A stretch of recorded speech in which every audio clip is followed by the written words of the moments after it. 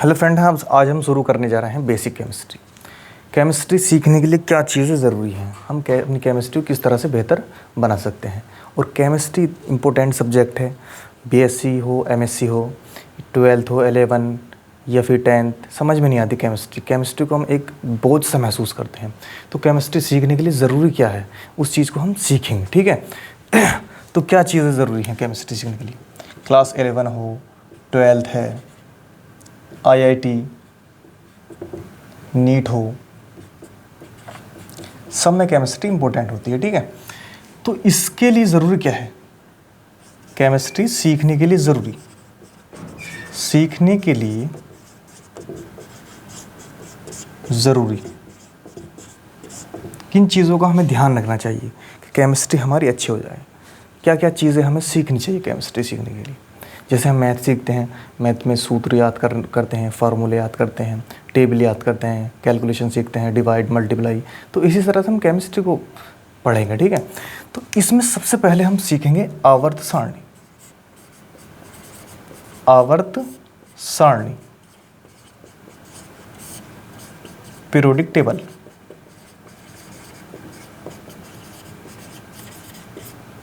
ठीक है। Periodic table के बारे में पढ़ेंगे, पीरियोडिक टेबल याद करना सीखेंगे, ठीक है। पीरियोडिक टेबल पढ़ेंगे और उसे याद करना, जितने भी एलिमेंट हैं हम उसे ट्रिक के माध्यम से उसको याद करेंगे। फिर हम याद करेंगे परमाणु क्रमांक, तत्वों के परमाणु क्रमांक, एटॉमिक नंबर,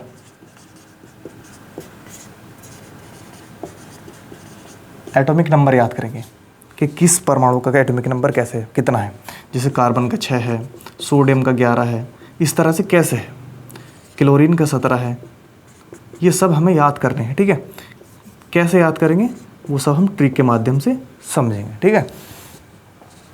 फिर तीसरी अहम बात आती है इसमें, तत्वों की संयोजकता ज्ञात करना, तत्वों की संयोजकता ज्ञात करना, वैलेंसी, तत्वों की संयोजकता ज्ञात करना।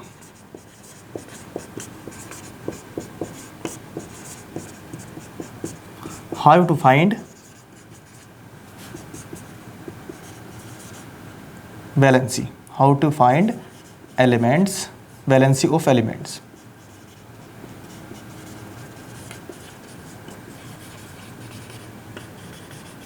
ठीक है। जैसे कार्बन है, कार्बन की वैलेंसी कितनी है?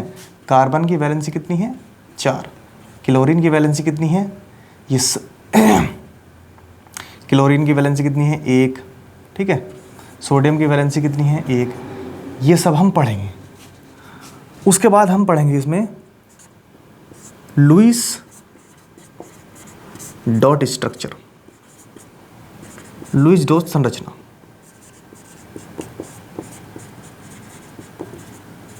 लुईस डॉट स्ट्रक्चर,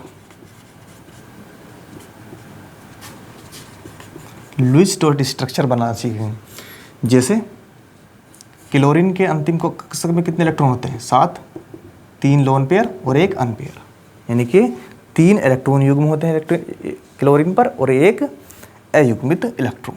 ये कैसे होता है इसको भी हम सीखेंगे, ठीक है। फिर हम सीखेंगे इसमें किसी भी तत्व पर चार्ज कैसे कैलकुलेट करें, चार्ज कैसे निकालें, how to find charge on that atom, how to find charge. जैसे सोडियम है, सोडियम पर कितना चार्ज होता है? +1। क्लोरीन पर कितना होता है? -1। तो इस चीज़ का पता कैसे लगाएं, ये इंपॉर्टेंट होता है हमारे जानने के लिए कि किसी भी तत्व पर चार्ज कैसे कैलकुलेट करें, चार्ज का पता कैसे लगाएं, ठीक है। ये रटना पड़ता है हमको, लेकिन रटना नहीं है, हमें उसको सीखना है, ठीक है। तो इसको निकालना सीखेंगे। नेक्स्ट जो हमारा इंपॉर्टेंट टॉपिक होगा वो होगा यौगिकों का सूत्र बनाना, सूत्र बनाना, सूत्र कैसे बनते हैं, फॉर्मेशन ऑफ कंपाउंड फॉर्मूलाज, यौगिकों के सूत्र कैसे बनाएं। ठीक है, सूत्र बनाना सीखेंगे, जैसे CH3 CH2OH हुआ, CH3OH हुआ, HCl हुआ, कैसे बनते हैं सूत्र, सूत्र बनाना सीखेंगे। ठीक है, H2SO4 हुआ, जितने भी सूत्र हम कैसे बनाते हैं, सूत्र बनाना सीखेंगे। उसके बाद हम डिस्कस करने वाले हैं सरल रासायनिक समीकरण बनाना, समीकरण कैसे बनती है और कौन सा तत्व कैसे रिएक्शन करता है। ठीक है, तो सरल रासायनिक समीकरण बनाना, सरल रासायनिक समीकरण बनाना। ठीक है, सरल रासायनिक समीकरण बनाना, कि समीकरण कैसे बनते हैं, जैसे Na प्लस और Cl माइनस क्या बनाता है, NaCl। तो ये कैसे हो रहा है, क्या हो रहा है इसमें, जो समीकरण बन रहा है हमारा, इसको बनाना सीखेंगे। ठीक है, फिर देखेंगे इसमें हम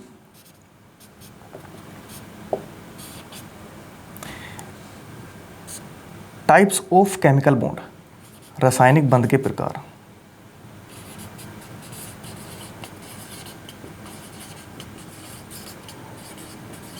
रासायनिक बंध के प्रकार, types of chemical bond. Chemical bond कितने प्रकार के होते हैं, केमिकल बॉन्ड किन किन एटम के मध्य है, कौन कौन सा केमिकल बॉन्ड बनता है। ठीक है, केमिकल बॉन्ड के बाद आयनिक बॉन्ड कहाँ बनता है, कोवेलेंट बॉन्ड कहाँ बनता है, हाइड्रोजन बंध कहाँ बनता है, ये सब चीज़ें हम जानने वाले हैं। फिर उसके बाद एक इम्पोर्टेंट चीज़ होती है इसमें, आवर्ती गुण, आवर्ती गुण, आवर्त सारणी के गुण, पीरियोडिक प्रॉपर्टीज।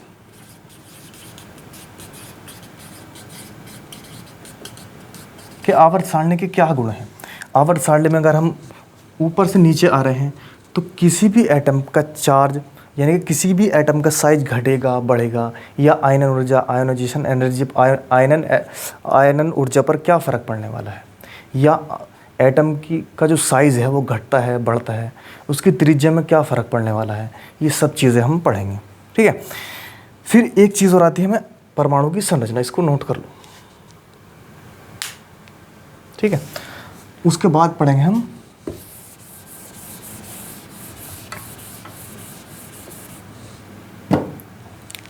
परमाणु की संरचना, परमाणु की संरचना, स्ट्रक्चर ऑफ एटम।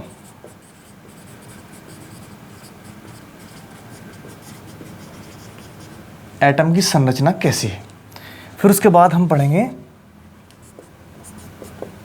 इलेक्ट्रॉनिक विन्यास, इलेक्ट्रॉनिक विन्यास, किसी भी तत्व का इलेक्ट्रॉनिक विन्यास कैसे निकालते हैं। जैसे कार्बन है, कार्बन का एटॉमिक नंबर कितना है, 6, तो 1s2 2s2 2p4, लेकिन ये कैसे 2p2 कैसे निकलता है, इसको भी निकालना सीखेंगे। ठीक है, सब कुछ सीखना है, कुछ रटना नहीं है।